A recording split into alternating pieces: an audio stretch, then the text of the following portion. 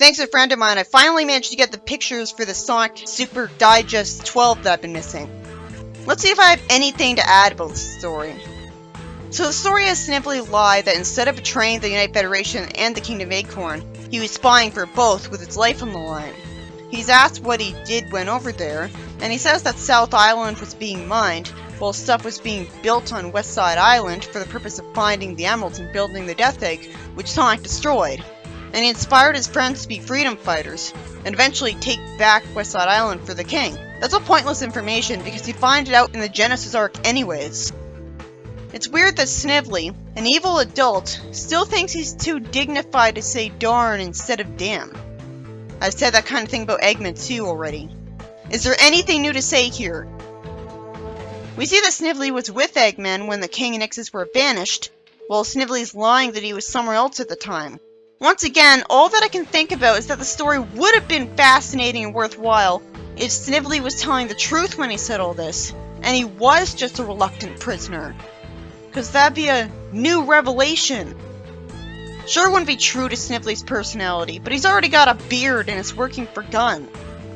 He's asked why he didn't return immediately when Eggman was defeated after the Death Egg's destruction, and he lies that he had to contain Eggman's leftover forces on Angel Island, and keep them from taking the Master Emerald, as we see that he was in a mecha while Mecha Sonic was fighting Knuckles.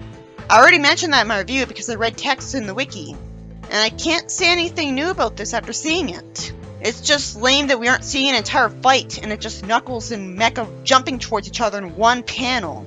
But that was obviously going to be a flaw even without the panel there to see, because it's just narration-heavy time-skip recap.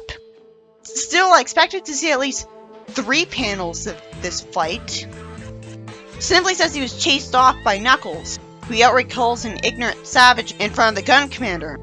Stupidly, because that could risk him getting in trouble.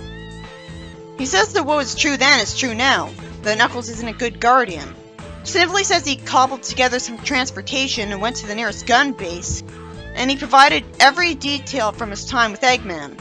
So according to him, nothing happened after that universe arc, so this is pointless. The last thing he has to say is that he wants it on record that he's as loyal to Gun as always.